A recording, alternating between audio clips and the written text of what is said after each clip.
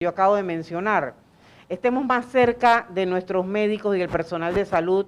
Utilicemos la línea 169 para llamar y decir, soy paciente con hipertensión, tengo además diabetes, además soy paciente con hemodiálisis y tendrá un tratamiento más dirigido. Si hay que ir a su casa, se va. Si hay que llevarlo a un hotel hospital, lo llevaremos. Pero estos son los pacientes que nos están dando a nosotros de verdad mucho dolor porque muchas veces se complican y a veces ya la ciencia no tiene mucho que hacer. Así que exhortamos a todos, usemos los números del Seguro Social, el 169, el número de nuestra policlínica o centro de salud, para decir, soy un paciente con estos factores de riesgo y merezco una atención más personalizada. Muchas gracias. La doctora Nadia Porcel, directora. No, acá. Tenemos que...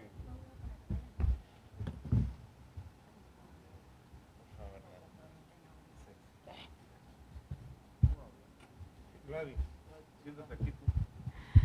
Bueno, muy buenos días. Muchas gracias a todos por la oportunidad de dirigirnos a la población, a la comunidad. Como ya lo ha planteado el doctor Enrique Lao y la ministra consejera, pues hemos sido invitados hoy aquí para hacer un análisis de cuáles han sido los eventos y las situaciones alrededor de este grupo de fallecimientos de pacientes, como una evidencia de que el MINSA y la Caja del Seguro Social trabajamos como un sistema de salud en coordinación siempre conjunta. No nos vamos a referir a mayor cantidad de datos, ya la ministra consejera los ha planteado. Lo que queremos reforzar es el mensaje a la comunidad del cumplimiento de las normas de bioseguridad, el uso de la mascarilla, el gel alcoholado y el distanciamiento físico, pero también llamar la atención a esa burbuja familiar. Si tengo un paciente COVID en mi casa, hacerle un seguimiento estricto y utilizar los mecanismos de comunicación con el sistema sanitario a fin de que la atención sea de carácter oportuno y que también esos tratamientos sean oportunos. Todos los contenidos del Kit Protégete Panamá están diseñados para la atención del COVID-19 y nuevamente reforzamos el hecho de que sean utilizados y si tienen alguna duda, pues diríjanse o al consultorio Rosa o a la 169. Esas son líneas que están a disposición de toda la población y si en algún momento sienten que 169 y Rosa no responden a sus expectativas, pues diríjase a la policlínica o al centro de salud más cercano. Muchas gracias. La doctora Gladys Guerrero. De un resumen de uno o dos estudios y después el doctor Rudy Canso va a dar Yo estoy dirigiendo la conferencia. Brevemente para que lo tengan. Sí, buenos días. La primera investigación epidemiológica se realizó en expedientes de defunciones ocurridas del 2 al 8 de noviembre. La muestra fue de 49 expedientes.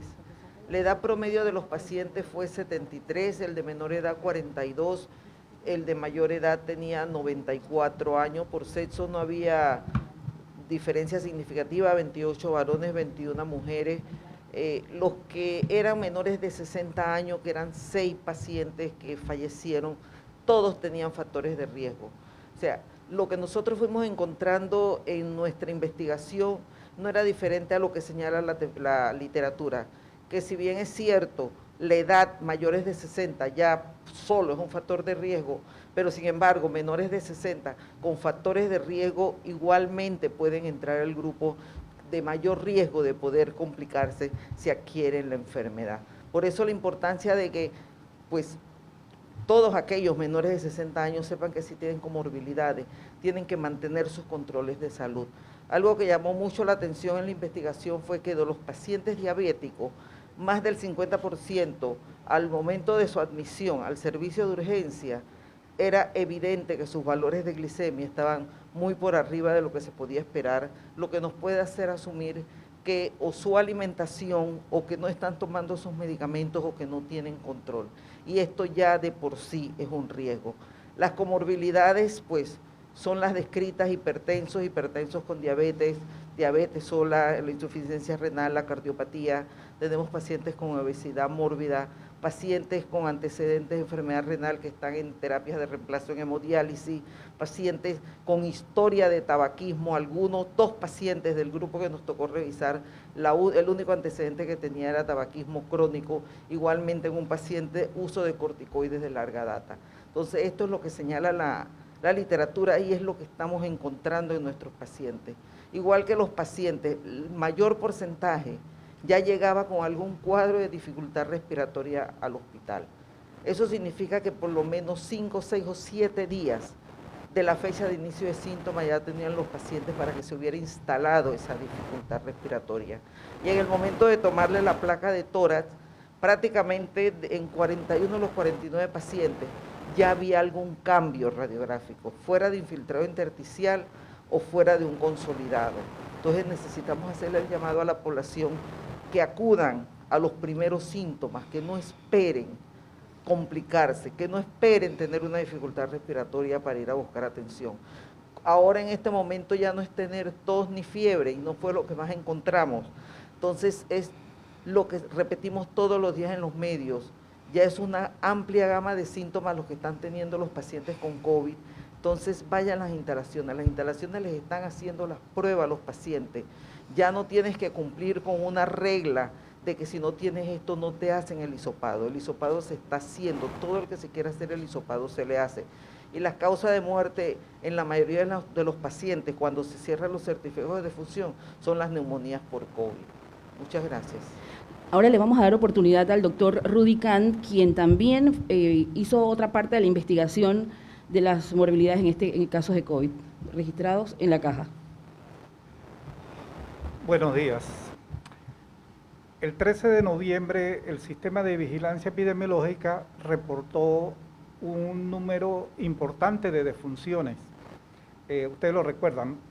Parte de esas defunciones fueron notificadas por el complejo hospitalario Dr. Arnulfo Arias Madrid. Muy importante resaltar todo el trabajo que lleva este centro hospitalario como un centro de atención COVID. Y queremos decirle que es un centro de referencia. En el análisis que hemos hecho de las defunciones de ese 13 de noviembre, nosotros tenemos pacientes que fueron referidos cuya procedencia era de distintas regiones de salud, de Panamá Oeste, de Panamá Norte, de Panamá Este, Panamá Metro, San Miguelito. Ustedes ven la respuesta que da este centro hospitalario a las distintas regiones de salud. Muy importante que en el análisis encontramos factores de riesgo que ya son conocidos y están descritos en la literatura, que son pacientes que son mayores de 60 años. Prácticamente el 88% de todos los pacientes analizados son mayores de 60 años. Sin embargo, hay un tema importante en los menores de 60, porque los menores de 60 que tienen comorbilidades como la hipertensión arterial, la diabetes, enfermedad renal crónica, obesidad o cardiopatías, también presentan complicaciones al tener la infección por el SARS-CoV-2. Otro elemento muy importante es que el análisis de estos pacientes, tenemos pacientes que llegaron tardíamente al sistema de atención de salud. ¿Por qué tardíamente? Porque tenemos más del 50% de estos pacientes que al llegar al cuarto de urgencia del hospital venían con dificultad respiratoria. Este síntoma de dificultad respiratoria se traduce en que la enfermedad ha avanzado a una fase de complicaciones importantes y que va a disminuir el componente de la saturación de oxígeno en estos pacientes y probablemente van a requerir medidas de soporte ventilatorio. Lo importante de este hecho se traduce entonces en qué podemos hacer a nivel comunitario y en la red primaria. Aquí es importante que se le está dando a los pacientes que se diagnostican y en especial a los que tienen estos factores de riesgo, diabetes, hipertensión, enfermedad renal crónica o la combinación de estas, el uso sistemático del medidor de la saturación de oxígeno. Eso va a ser Muy importante a nivel comunitario. Es clave porque cuando el paciente nos llega con dificultad respiratoria, es una llegada tardía al sistema de atención y se va a traducir en complicaciones importantes. Entonces, ese es uno de los primeros mensajes. El siguiente mensaje es que nosotros tenemos una población importante de personas que tienen diabetes, otras que tienen hipertensión, otras tienen las dos cosas e inclusive enfermedad renal crónica. Estos pacientes tienen alta vulnerabilidad al tener una infección por SARS-CoV-2. Y el otro tema es que en la población panameña hay personas que no están diagnosticadas todavía y padecen enfermedades como la diabetes y la hipertensión arterial. El tema aquí en atención primaria sería acudir a sus controles de salud con todas las medidas de bioseguridad, conocer sus valores de presión arterial, conocer sus niveles de glicemia o hemoglobina glicosilada. Eso es parte importante del control de salud. Podemos decirle que hemos visto pacientes con diabetes tratándose con medicina natural y han llegado con unos aumentos de glicemia importantes al cuarto de urgencia y obviamente han tenido complicaciones y han fallecido. Entonces, estas son enfermedades que requieren un control médico, cumplir con los medicamentos que están establecidos para evitar complicaciones. El otro aspecto importante es que hemos visto que tradicionalmente no vemos la fiebre como se ve en otras enfermedades y hemos visto síntomas más sutiles como la debilidad general, el cansancio, la tos, que ya refleja una afección bronquial en estos pacientes que llegan al sistema. Entonces, esta batalla, como se ha dicho, la vamos a ganar a pie, en la comunidad, en la parte de detección de casos, porque ese es el tema también importante, detectar casos en el nivel de atención primaria, detectar casos y tenerlos en seguimiento, en su cuarentena para evitar contagios adicionales. Ese tema muy importante. Pero el otro, los que pertenecen a estos grupos de riesgo que yo he mencionado, por la edad o por enfermedades crónicas que son prevalentes en nuestro país, tienen que tener un seguimiento más estricto, porque ya en estos 8 meses que han transcurrido de pandemia, hemos visto que son los pacientes que ingresan a los hospitales, se complican en los hospitales y fallecen. Parte de las estrategias está adelantarse, hacer más riguroso el seguimiento clínico de estos pacientes en el nivel primario. Ese va a ser una de las estrategias importantes. Entonces, el hospital tiene su papel en esos pacientes que están complicados, pero vemos cómo el nivel comunitario, donde todo el sistema de salud está haciendo esfuerzo por hacerle contención a este virus y que va a seguir redoblando esfuerzos ahora en aspectos clínicos de seguimiento e intervenciones de manejo más preciso desde el nivel comunitario para tratar de adelantarse a las complicaciones que ya conocemos. Y obviamente los certificados de defunción de estos pacientes, todos tienen afección pulmonar, lo que nosotros llamamos que desarrollan una neumonía de tipo viral, patrones intersticiales, que son los que lo llevan a insuficiencia respiratoria y con todas las complicaciones sistémicas fallecen. Gracias. Tenemos un par de colegas que quieren hacer algunas preguntas. Por favor, levanten la mano para llevarles el micrófono. Aquí está CERTV. Un momento, CERTV acá.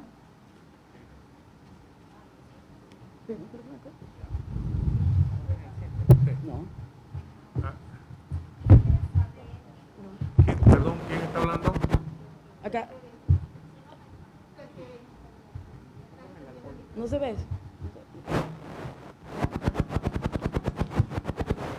Si quiere, ven acá.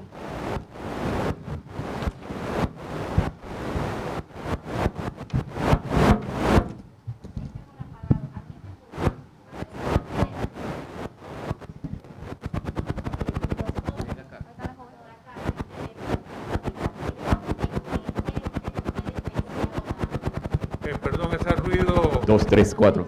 Acabe, joven.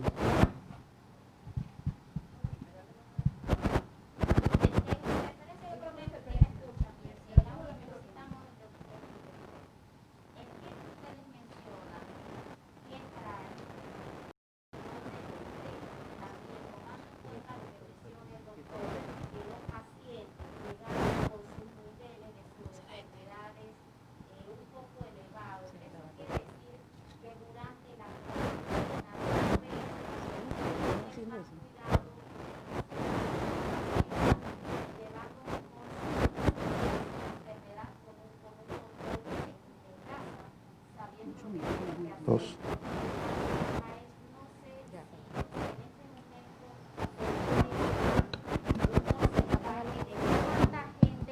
Es diabética y cuánta gente es hipertensa, tomando en cuenta que ya en años anteriores se han levantado censos de salud que nosotros también hemos dado cobertura? La primera parte de la pregunta le voy a pedir a la doctora Nadia Purcell, directora general de salud, que la conteste, que tiene que ver con el tema del kit. Yo creo que mejor me muevo yo a moverte ese poco de micrófono. Sí, muy buenos días. El kit Protégete Panamá es un elemento que se diseñó precisamente para las pacientes que hacen su aislamiento en casa. Ese kit contiene no solamente un grupo de instrumentos para la protección del paciente como la mascarilla, alcohol y gel alcoholado, sino que también tiene un oxímetro, que es el aparato que se utiliza para medir el nivel de saturación de oxígeno en sangre, y tiene un grupo de medicamentos que van desde complementos vitamínicos, muchos contienen también otros medicamentos para tratamiento sintomático como acetaminofén, y por supuesto el medicamento de la hidroxicloroquina.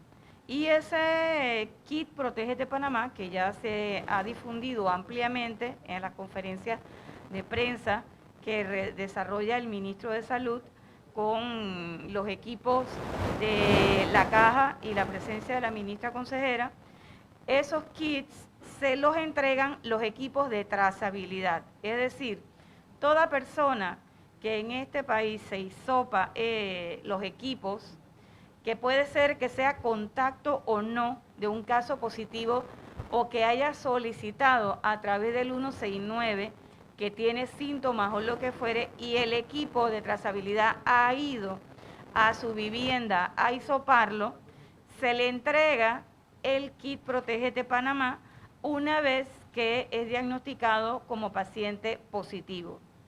Y ese kit también se entrega a nivel de los centros de salud cuando las personas también van a hisoparse en los centros de hisopado y salen positivos en alguna de las pruebas rápidas, se le entrega automáticamente ese kit Protégete Panamá.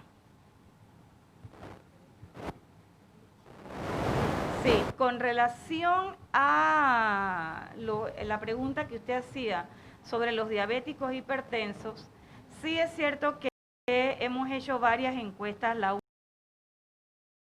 última encuesta acaba de salir.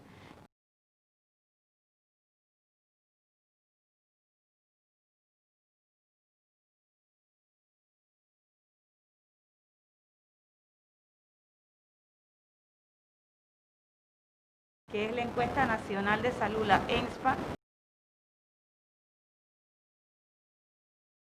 donde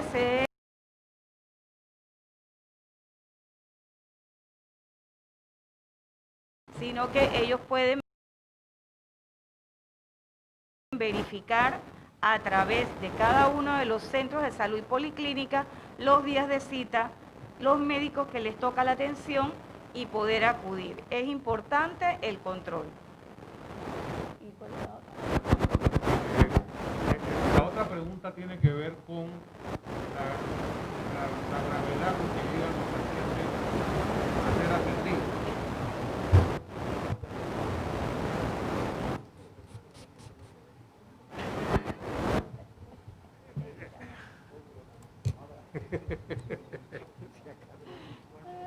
44.6 y 14% los hipertensos. 14% hipertensos. Quisiera que al revés. Ok. Muy bien, de acuerdo a la última encuesta nacional, el 44.6% de las personas son hipertensas y el 14% son diabéticos. Esos son los conocidos, pero hay una cantidad enorme de personas que está circulando por ahí y que no conoce, no se ha hecho nunca un examen de glicemia, a pesar de que el Ministerio y la Caja lo hacemos completamente gratuita en muchas campañas. Así que nosotros exhortamos a la población a que acudan para hacerse sus evaluaciones y conozcan su condición, si son diabéticos, si son hipertensos. Y otro punto importante que a mí no me gusta hablar mucho porque yo no soy un buen ejemplo, es la obesidad. La gente obesa tiene mucho más riesgo de tener hipertensión y diabetes, pero de tener una cantidad de complicaciones. Por lo tanto, incorporar un sistema de alimentación adecuada y saludable con un programa de ejercicio, aunque sea solamente caminar, son buenas primeras medidas que hay que tomar.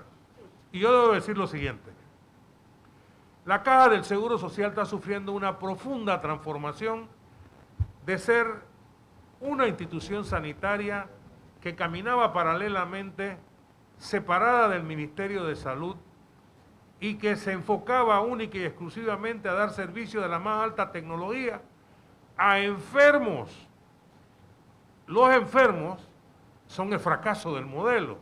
Por lo tanto, estamos cambiando ese modelo, estamos caminando al unísono, como un equipo con el Ministerio de Salud, y por otro lado, estamos fortaleciendo nuestra atención primaria.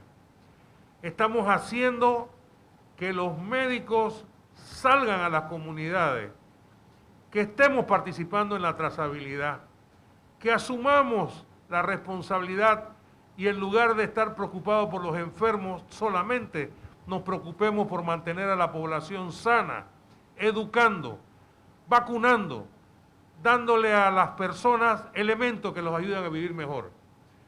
Por eso es que en este proceso de transformación que estamos haciendo juntos, necesitamos a los medios de comunicación social. Son ustedes los que nos pueden ayudar, mandando a la población mensajes educativos que tienen que ver con cómo hacer para tener una vida mejor. Nosotros somos conscientes que esta pandemia, cada vez que tenemos a la gente en los hospitales, en cuidados intensivos, estamos cerca de perder. Pero cuando los mantenemos en la casa, los atendemos allá, les solucionamos su problema allá y sobre todo evitamos que la población se infecte, entonces estamos ganando esta guerra. Ese es el foco estratégico de nuestro país. Una salud poderosa, robusta, ayudará a que la economía se abra y funcione. Y juntos tenemos que cerrar la brecha de inequidad que hay en este país y ser solidarios con los pobres, con aquellos que necesitan la ayuda que el Estado debe darle. Por eso es importante el trabajar en equipo. Aquí no se vale que cada quien vaya por su lado. Recuerden, estamos frente a un enemigo que nos engaña, se sonríe, la persona siente que está bien y no se da cuenta que está muy cerca de fallecer. Y tenemos muy malas experiencias de colegas de nosotros, compañeros de nosotros, que le hemos dicho, tienes que hospitalizarse, y me dicen, no, yo me siento bien. Incluso han firmado relevo de responsabilidad para no ir a los hospitales. Y cuando tenemos que correr a llevarlo, ya no pueden tomar decisiones. No queremos eso. Necesitamos que la población sea consciente de que el sistema sanitario está luchando con todo lo que tenemos pero que nosotros solos no podemos. Necesitamos a la población cuidándose, evitando las aglomeraciones, usando su mascarilla, lavándose las manos con alcohol y agua y jabón, manteniendo el distanciamiento físico. Esa es la parte que le toca a la sociedad. El resto lo hacemos nosotros. No sé si hay más preguntas. Sí, acá. Sí. Angie de Gracia, periodista de Telemetro Reporta. A la mesa principal, varias preguntas. La primera es, ¿cuál es el escenario que podríamos tener en los próximos días? 2, teniendo en cuenta que la mayoría son entre 60 o menores de 60 años, ¿estos contagios tienen que ver quizás con las fiestas que hemos visto en redes sociales y en mensajes que hemos visto de parte de las autoridades donde los jóvenes le llevan probablemente el virus a quienes están en casa?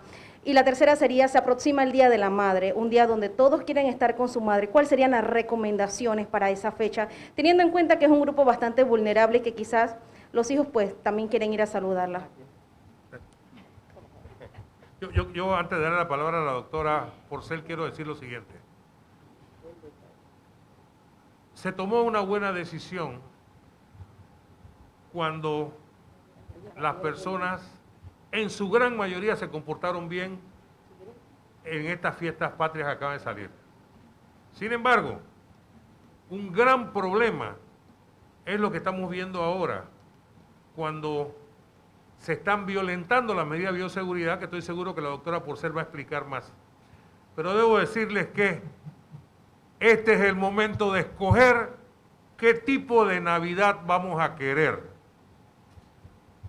Si queremos una Navidad en familia y sanos, tenemos que cumplir las medidas de bioseguridad. Pero si hacemos todo lo contrario, en lugar de tener una Navidad feliz, podemos tener una Navidad con lágrimas. Le doy la palabra y el espacio a la doctora Porcel. ¿Cuál era la primera?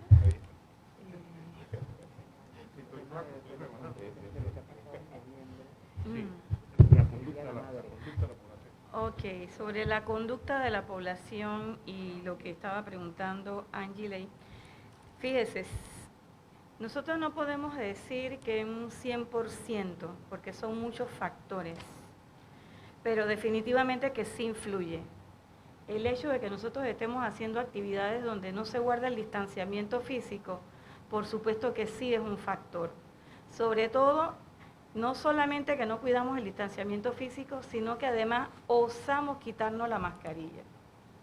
Entonces, mucha gente lo ve como una expresión de su libertad.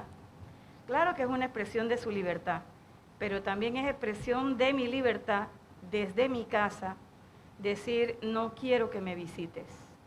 ¿Por qué? Porque simplemente tú no guardas las medidas de bioseguridad. Ya lo hemos dicho muchas veces, es una expresión de respeto.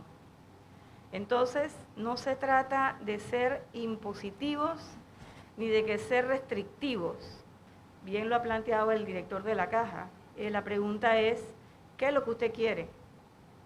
Y en base a eso, entonces usted debe tener una conducta consona. Si queremos entonces proteger a nuestros seres queridos, debemos usar los elementos de bioseguridad como la mascarilla y también el distanciamiento físico. Un gusto de un momento nos puede llevar a una mala consecuencia. Ya hay muchas historias desde el día 1, desde el 9 de marzo a esta fecha, de personas que se infectaron a través de familiares que tuvieron en actividades no seguras. Tenemos clúster en diferentes provincias con esa característica. Un familiar que fue, visitó una madre, visitó un padre o una fiesta familiar donde todos estuvieron sin mascarilla y de repente alguien pues se afecta y se han afectado gravemente. Sí hacer el llamado y el mensaje que la burbuja familiar no es toda tu familia. Tu familia es tu familia. Cada uno tiene unas más grandes, unas más chiquitas. Pero tu burbuja familiar es el núcleo con quien tú convives todo el tiempo en tu casa y que duerme contigo. Por lo tanto, si yo vivo lejos, aunque sea familiar tuyo, no soy tu burbuja familiar. ¿Cómo van a ser estos días de la madre? Yo quisiera decirte que sean días llenos de mucho respeto y de mucho amor. Por lo tanto, mis visitas las haré con mascarilla a una sola persona y a una buena distancia, si es que hago la visita. Porque, señores, el Día de la Madre no es el 8 de diciembre. El Día de las Madres son todos los días. Es un día que se celebra, es cierto, pero es un día que puede ocasionar algunos riesgos. Queremos comer, queremos disfrutar, nos quitamos la mascarilla, quién sabe de dónde vine, por dónde anduve y llevo el virus. Y la persona más querida de repente se enferma. Yo les digo nuevamente, les hago la pregunta, ¿qué es lo que ustedes quieren? ¿Quieren un gusto de un momento o queremos tener realmente una batalla en este sentido ganada? Nosotros no podemos pedirle ni decirle a la gente que el día del 8 de diciembre no visiten a sus madres, pero si lo hace, hágalo con responsabilidad y con respeto. Use su mascarilla, demuestre su amor, pero también cuide a sus seres queridos. Sí, buenos días. Mi pregunta va similar a lo que ha pedido la compañera en cuanto al tema de los famosos parking. Ya se ha establecido un cronograma también de medidas que pudiesen tomarse en caso de que la situación siga descontrolada. Hay posibilidades de que si en estas últimas semanas del mes de noviembre siga dándose esto, se puedan aplicar a partir del mes de diciembre. Y lo otro sería de que, por ejemplo, fiestas como el Día de la Madre, Navidad, Año Nuevo, donde se da ese traslado masivo también de personas hacia el interior, se van a reforzar, por ejemplo, los puntos de control para poder detectar si realmente hay personas asintomáticas o pacientes positivos. Gracias. Sí, con relación a los puntos de control, definitivamente que sí. Los puntos de control siempre se han estado reforzando en los momentos en que vienen días festivos y donde hay movimiento masivo de personas.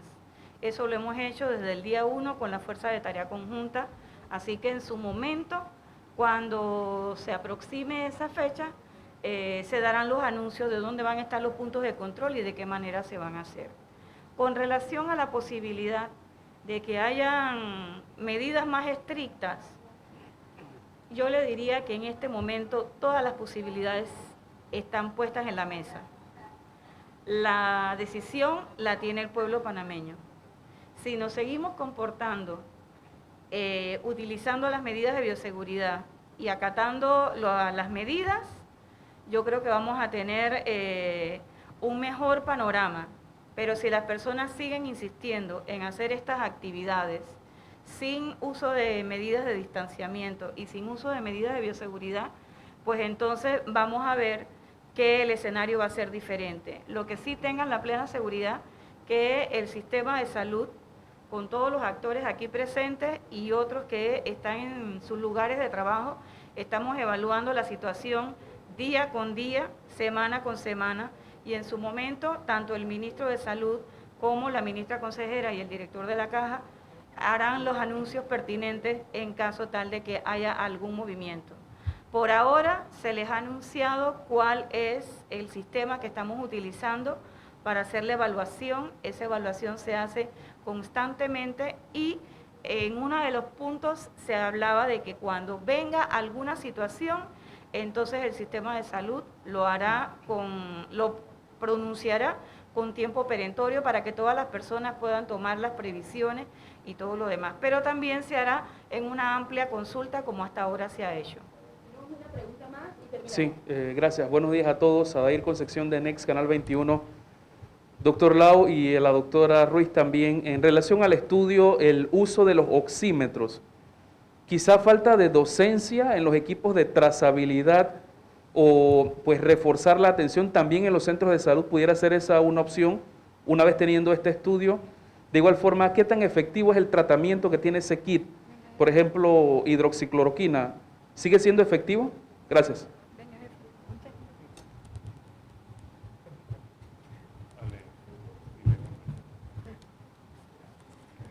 Sí, vamos a reforzar la docencia a nivel nacional, sobre todo en el primer nivel de atención, para la utilización correcta de los oxímetros y reforzar a través de los medios de comunicación con ustedes cuáles son los niveles donde debe haber una llamada de atención.